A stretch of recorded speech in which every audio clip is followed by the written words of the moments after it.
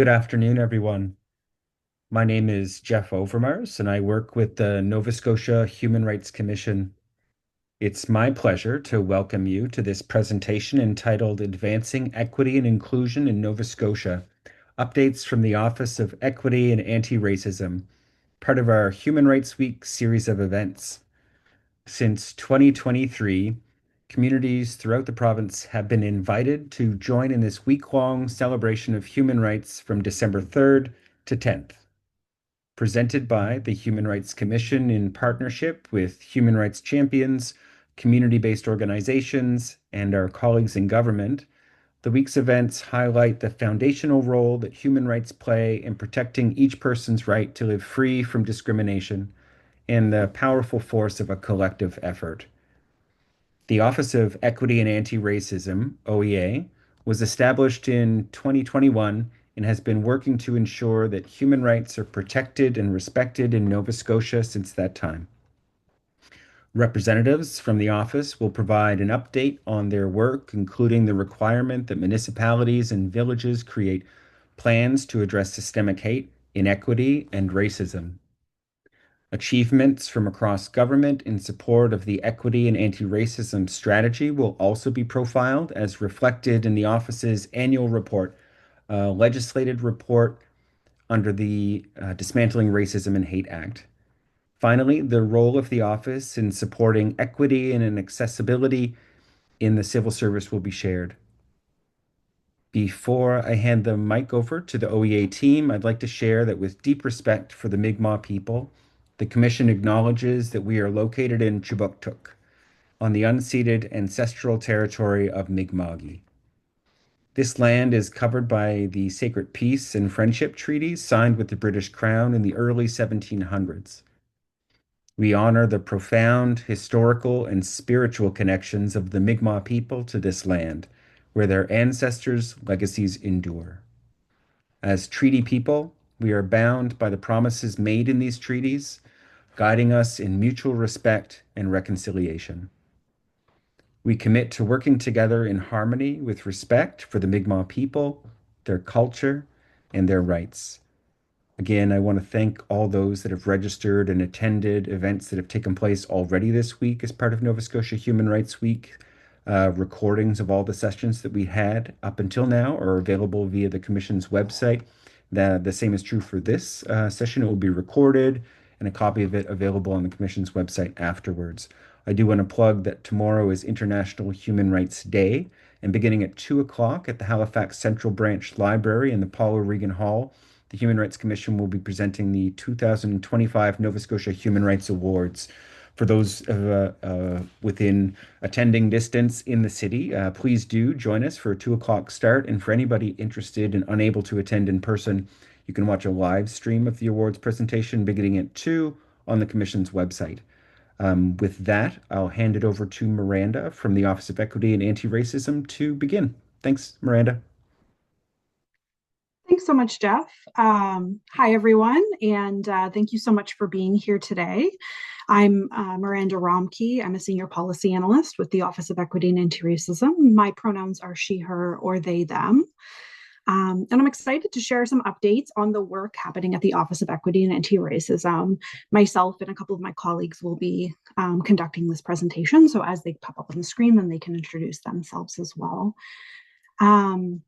Just so you're aware, the chat in this forum is, I believe, disabled. However, there is a button for Q&A that you can select if you do have any questions that you want to pose during the process of the presentation. So if you want to pop any questions in the Q&A section, then at the end of the presentation, at that time, we can read through those and kind of answer anything that has been posed. So a huge thanks to the Human Rights Commission for the invitation to be part of the Human Rights Week events. We're honored to be part of these sessions. Jeff and the Human Rights Commission have organized.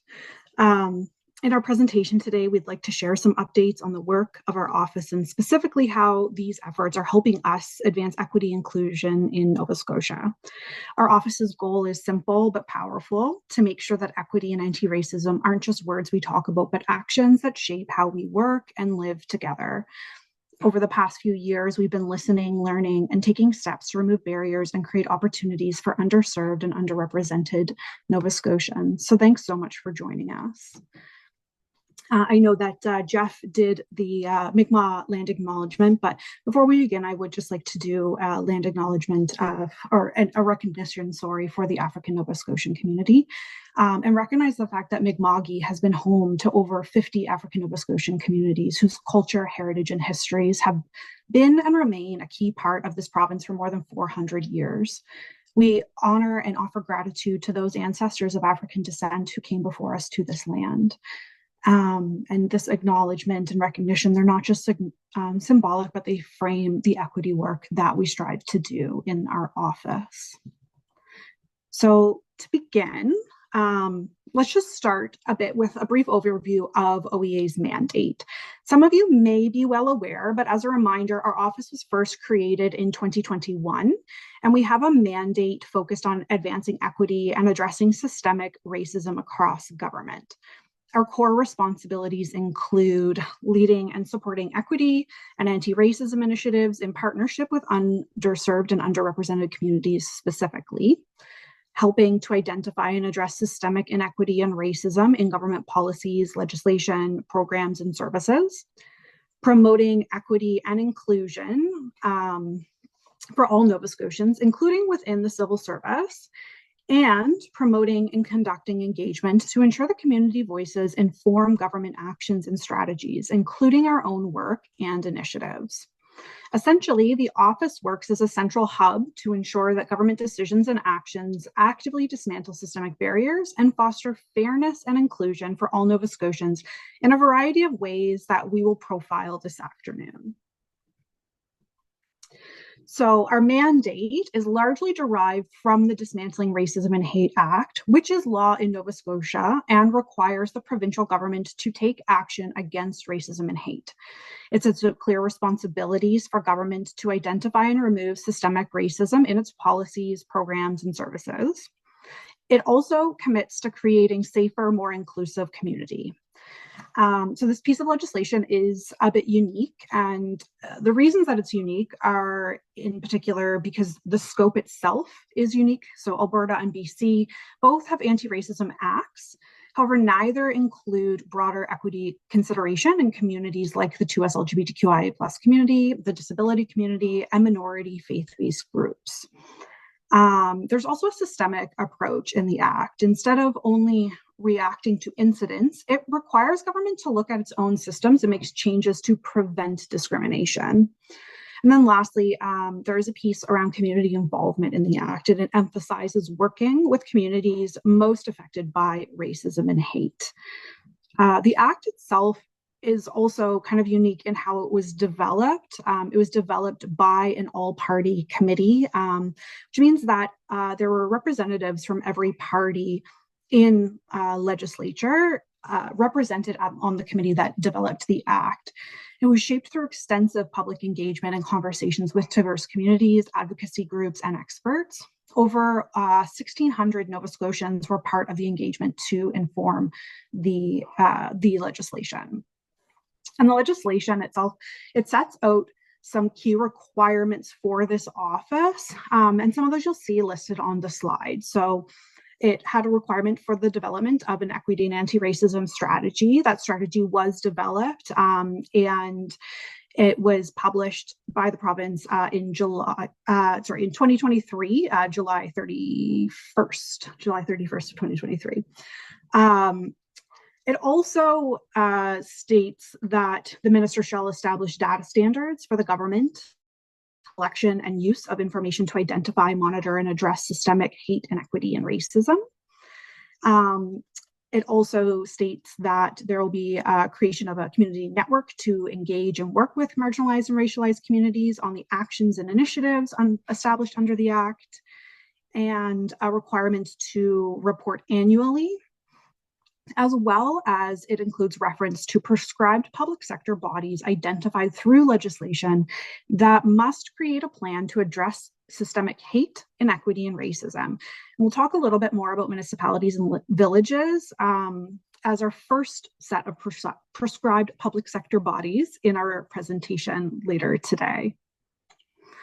So the strategy that I referenced earlier, as I stated, that was released in July of 2023, and it's an all-of-government strategy that identifies how government will address systemic hate, inequity, and racism over a 5-year period. This includes specific actions and initiatives for each of the underrepresented and underserved communities that OEA is responsible for under the Act, as well as a number of pieces of work that OEA is specifically responsible for. The strategy also has 2 appendices that address key concerns from communities. Appendix A is a health equity framework, which is addressing systemic inequity and racism within the healthcare sector.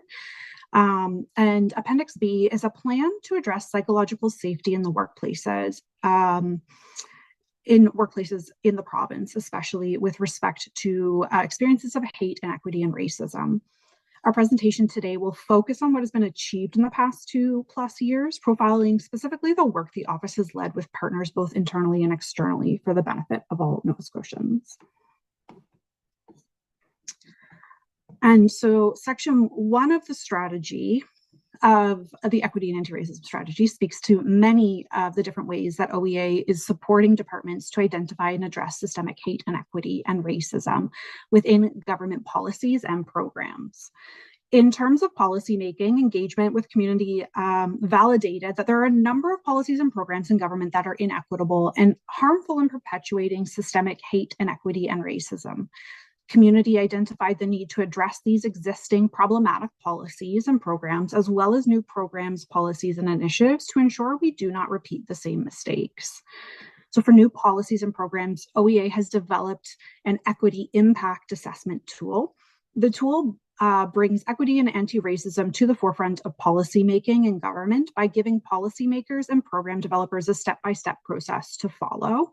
And we'll talk a bit more about that in a bit more detail later. And to support more effective engagement with communities, especially underrepresented and underserved communities, OEA has developed a public engagement guidebook and planning template. This resource works well with the equity impact assessment resources to support departments in policy making. The engagement guidebook provides a practical step-by-step guide to conducting engagement on equity and anti-racism lens. And again, this will be discussed in a little bit more detail later.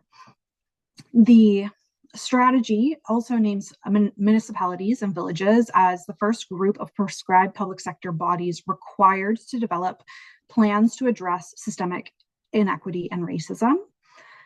It also lays out the requirement to develop a 2S LGBTQIA+ action plan. In engagement for the Dismantling Racism and Hate Act, the 2S LGBTQIA+ community and allies told us that there needs to be a department or office in government responsible for this community in government. And so within the equity and anti-racism strategy, OEA was actually named the department responsible for the 2S LGBTQIA+ community. And we also know one of the best ways to fight inequity and anti-racism in Nova Scotia is to support community-based organizations who are already doing this work. The Community Network Grants Program does just that, and we're happy to share information about our grant program today as well. So for the Equity Impact Assessment Tool and Public Engagement Guidebook, these were launched in 2024-2025. So more than a dozen departments have now received training on these resources and have begun applying them to ensure policies and engagement efforts meaningfully address systemic inequities. So we've just listed here a few examples of departments who have used these tools to help in their development of policies.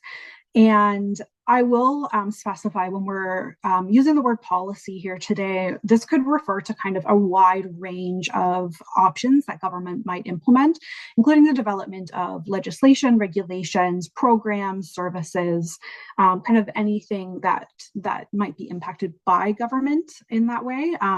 Might be what we're referring to here when we're talking about policy.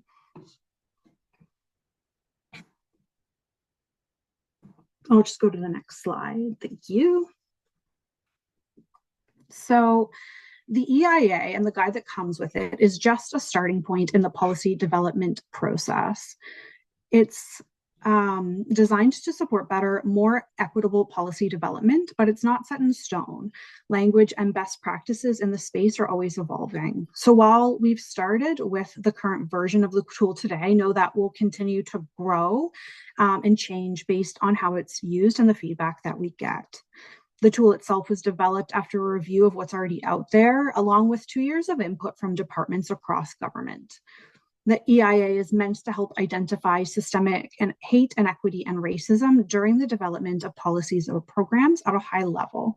But if the work is going to impact a specific community, say persons with disabilities or African Nova Scotians, we'd strongly encourage departments at that time to reach out to the relevant government office, like African Nova Scotian Affairs or the Accessibility Directorate. And depending on the policy, they might need to use additional tools like GBA Plus through the status of women. Overall, the EIA is meant to spark meaningful conversations and critical analysis. It's here to help ensure that we're intentionally and effectively involving underrepresented communities in our work.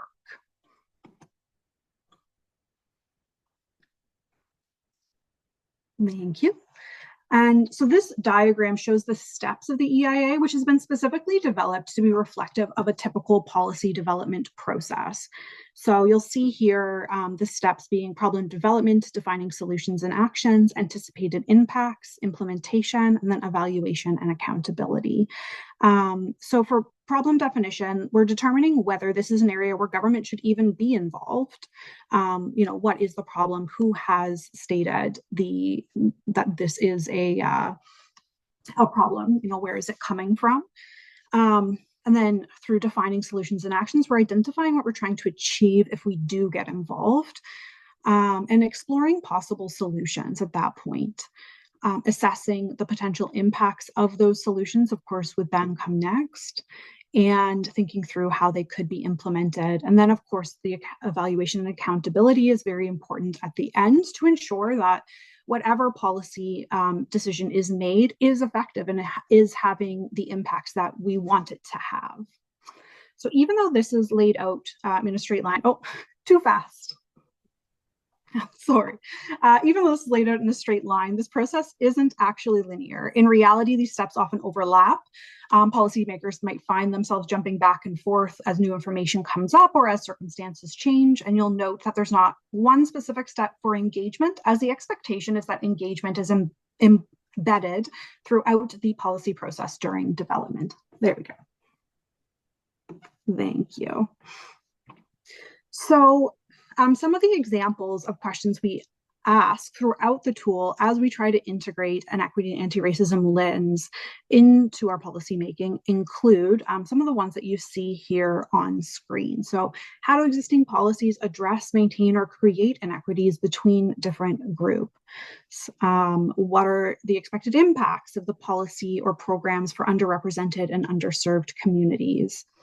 So when we're doing this, we're assessing current policy responses. We can talk about the importance of identifying gaps in existing policies. So here we can ask, what are the current policy responses to the program, to the problem. And then we conduct impact assessments to examine how these existing policies address or create inequities and are based on the findings. The next step would be proposing solutions that address these gaps to better serve underrepresented and underserved communities. So as we try to identify our anticipated impacts of our new policy, we try to ask ourselves, how will the proposed solutions specifically address and reduce inequities between different groups? In order to ensure policies proactively address disparities and do not unintentionally harm underrepresented and underserved communities. And in our evaluation step, we ask what has been done to ensure that this policy is adaptable and open to change and experimentation to meet the historic, current, and emerging needs of underrepresented and underserved communities, to ensure flexibility and responsiveness so policies can evolve with shifting community needs. Okay. Hey, everyone. My name is Luke. I'm director responsible for community engagement and evaluation here at the office. of equity and anti-racism. So I'm going to talk a bit about a second resource that we launched in the past year, which is our public engagement guidebook. So public engagement on policies and programs is an important part of our work, and government's commitment to equity informed engagement is enshrined in our legislation specifically, and states that we have to do a better job of engaging with underrepresented and underserved communities in our decision-making processes.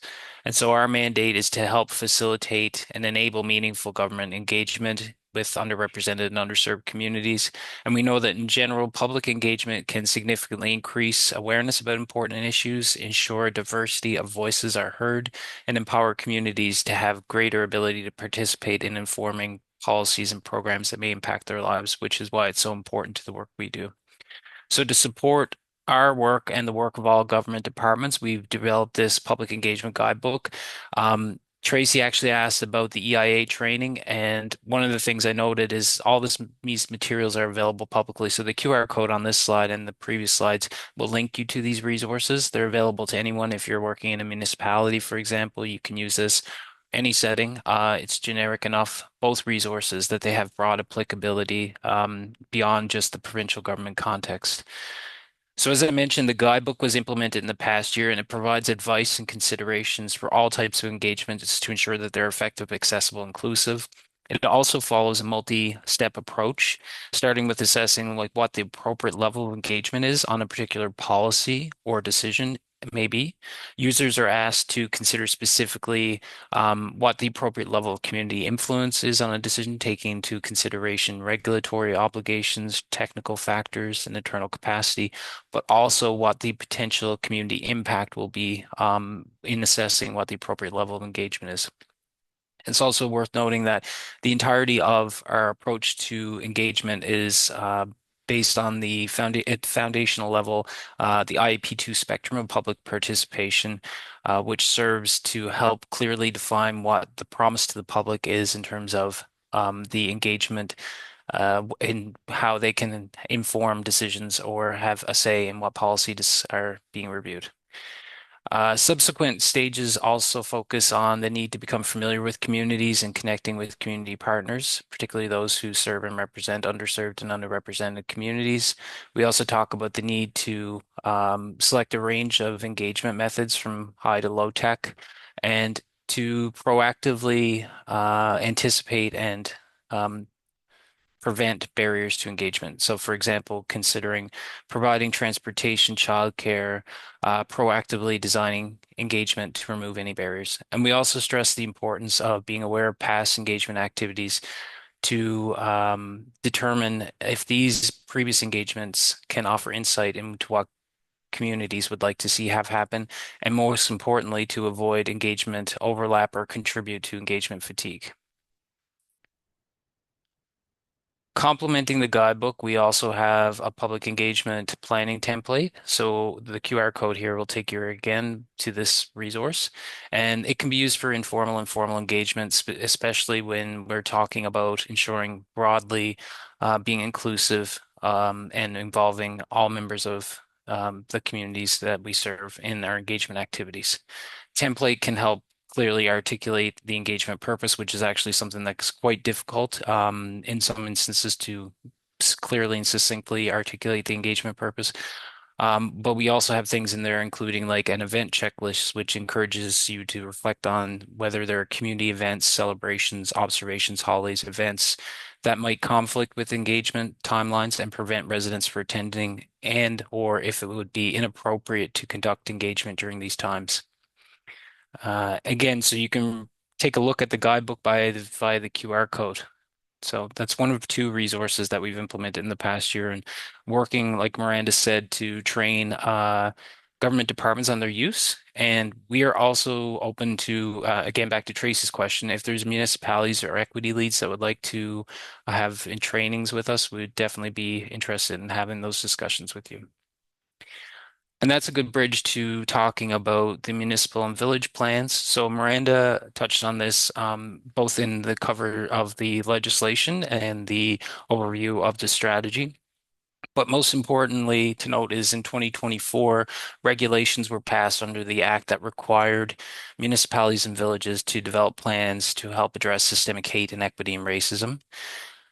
When the strategy was released, funding of 1.185 million was also committed to supporting this work, and this funding has been used to create a dedicated program with the Association of Municipal Administrators of Nova Scotia for a 4-year period to help with the development and implementation of municipal and village plans.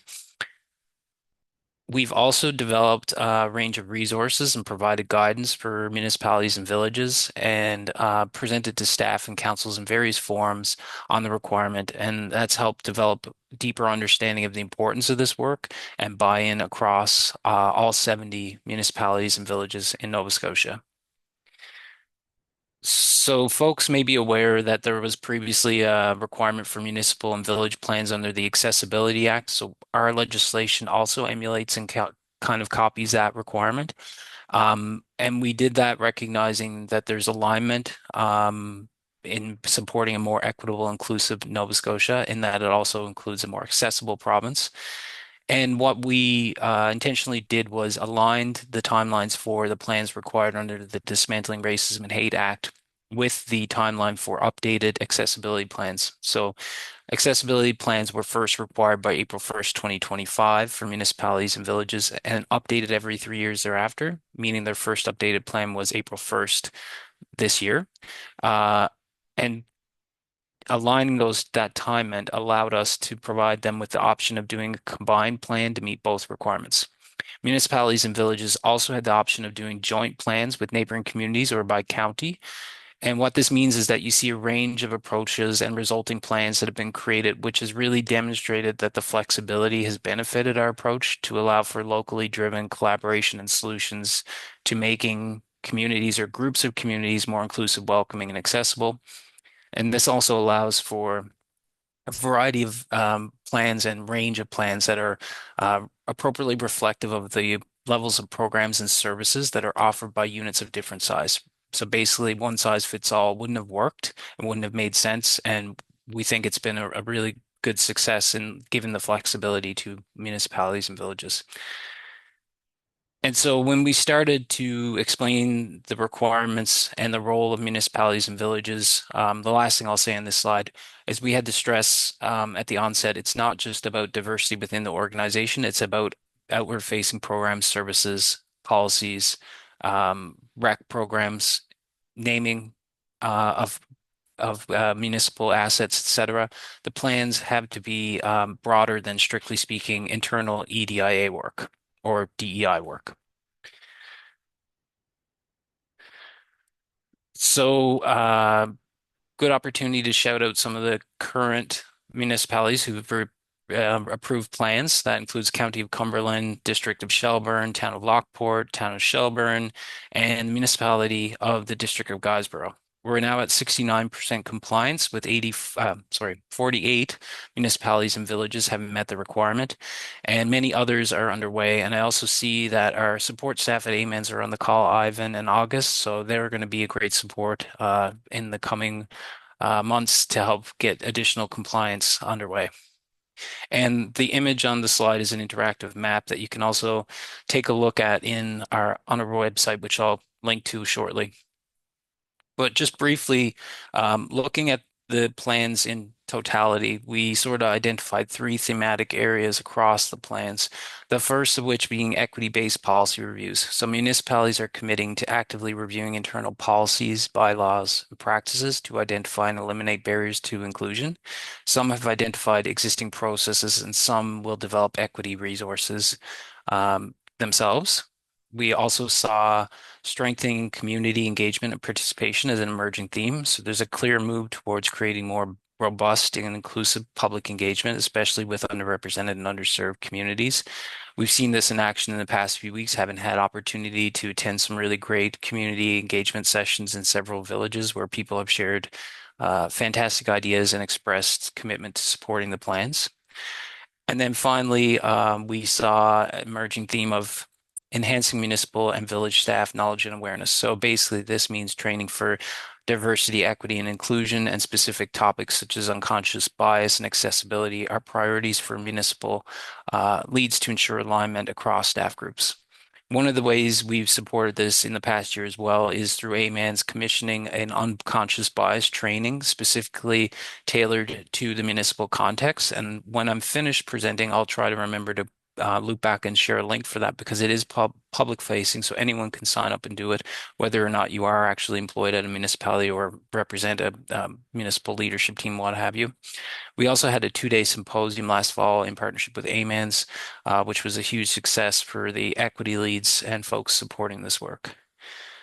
So as promised, here's a link for our municipal and village plan page, and you can see the interactive map, all the materials we provided, and check to see how your municipality and villages are doing. So some of them have plan pending, so you may want to ask questions in your communities where the status is for those plans. But we're really happy with this work. It's been a huge success overall. And again, kudos to everyone on the call because I know there's many of you who are municipal and village equity leads because you're the ones who actually made this happen. So this all goes with credit to you folks. Miranda also mentioned the 2S LGBTQI plus action plan and noted that the strategy identified through our engagement, a gap was identified and that there's no designated lead or office responsible to bring the interests and needs of community forward to government policymakers and decision makers. So our office was tasked with that, and the first action for related to that mandate was to develop the 2S LGBTQI plus action plan.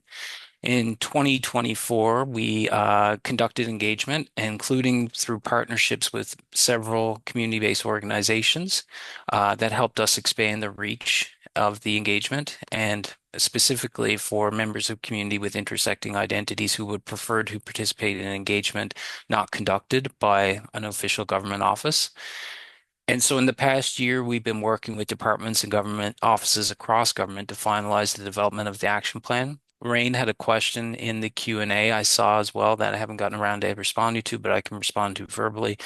We expect that we'll have news on the action plan soon. Work is ongoing. One of the things that I would say is that we have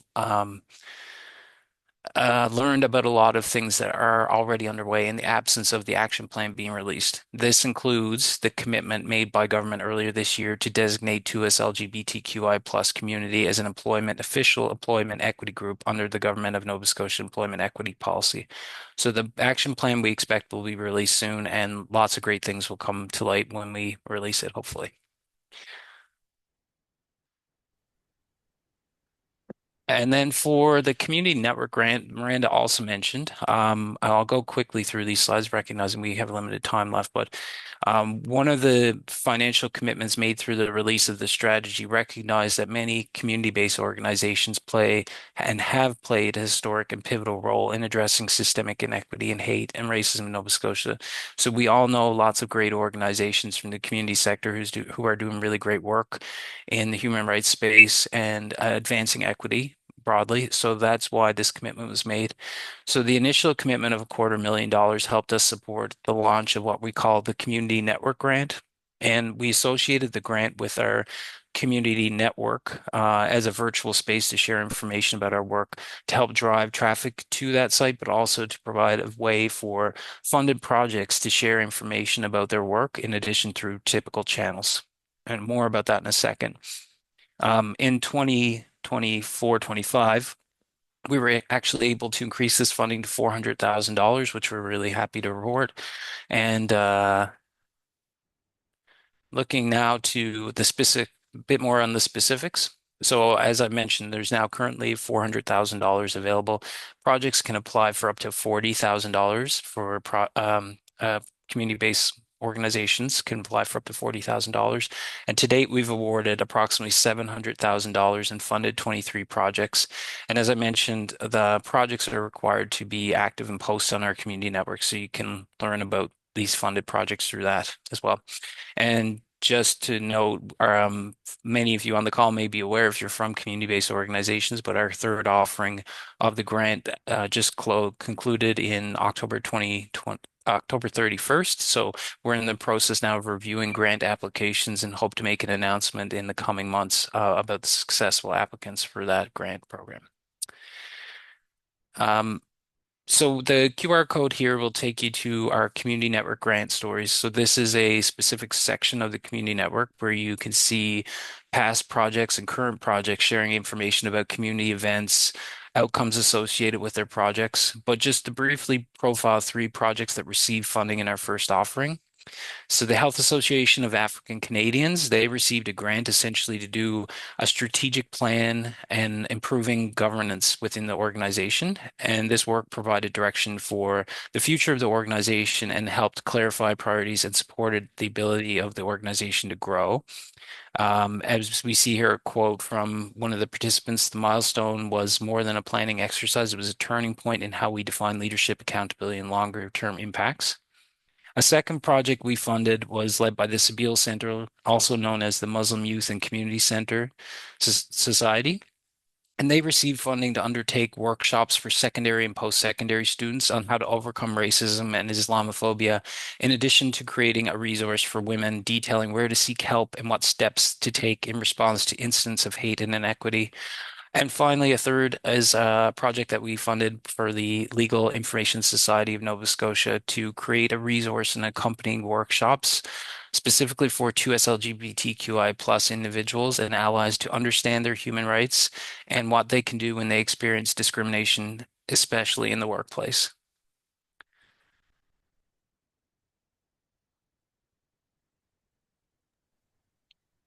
Good afternoon, everyone. My name is Loretta Sparks Beals, and my pronouns are she and her.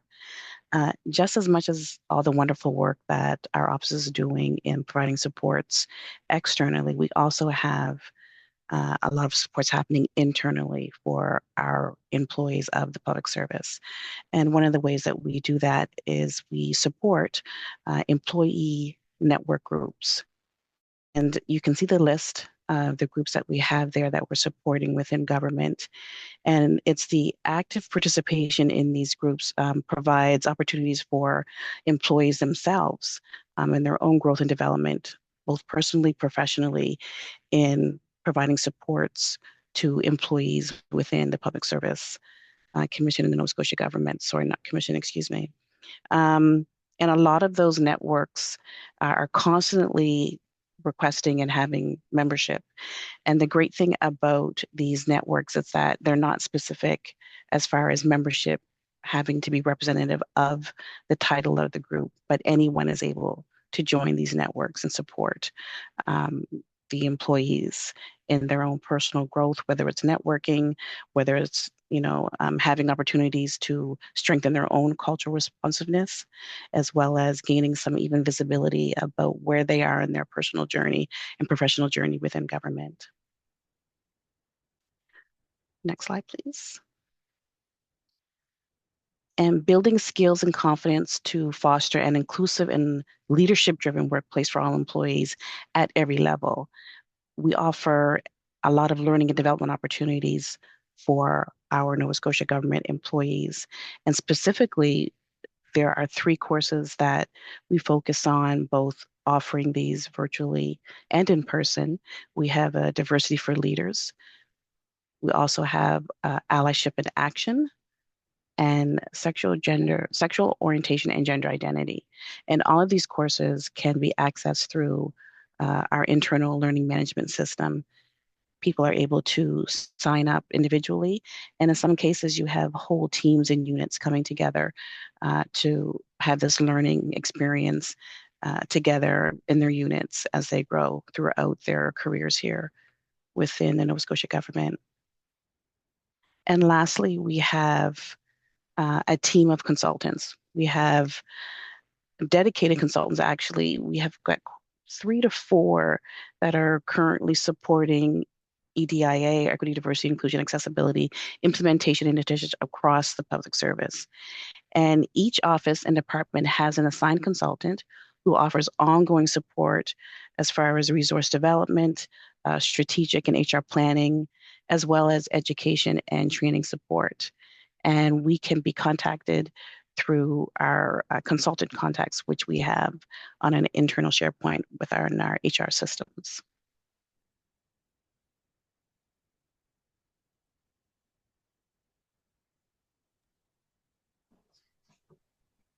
Thanks so much, Loretta. And I'm back now. So if you want to learn more about our office's work from the past year, we'd encourage you to review our last annual report, which is tabled in the legislature in July. Some of the additional reporting from across government include the Mi'kmaq language revitalization strategy, which was approved by the provincial government and the Mi'kmaq community in March 2025. The strategy jointly developed by the province and Mi'kmaq Nation, I believe. No, sorry. I'm not sure who. I can't read this next part, but it was jointly developed by the province and will guide efforts to preserve, promote, and protect the Mi'kmaq language for generations to come. The province has committed $1.3 million annually to advance initiatives under the strategy.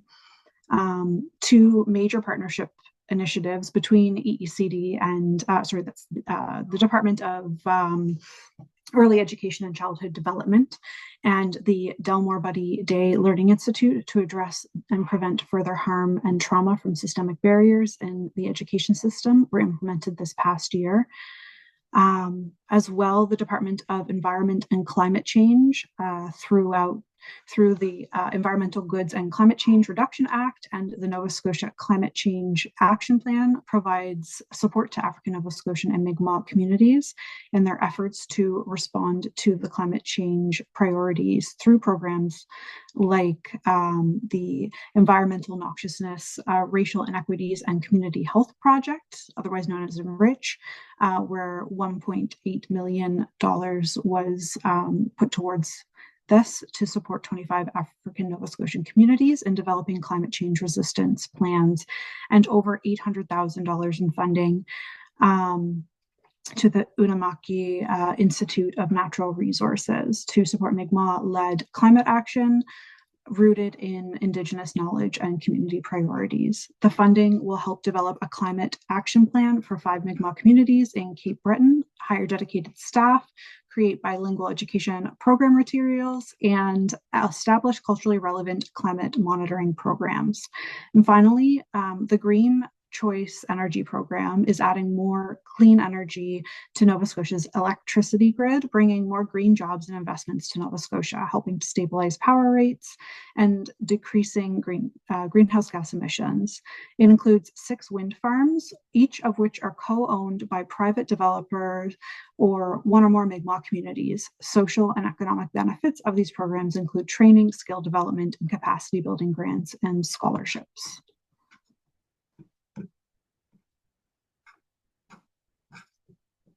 And then that is it from me.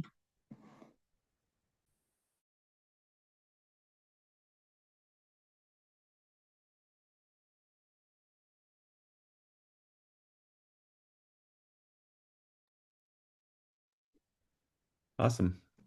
Luke, were there any other questions in there for yourselves or colleagues?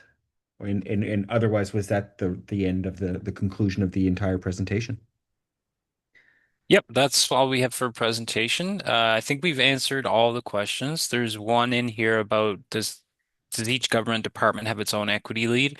Loretta, that would be correct, right? There's an EDI lead for each department?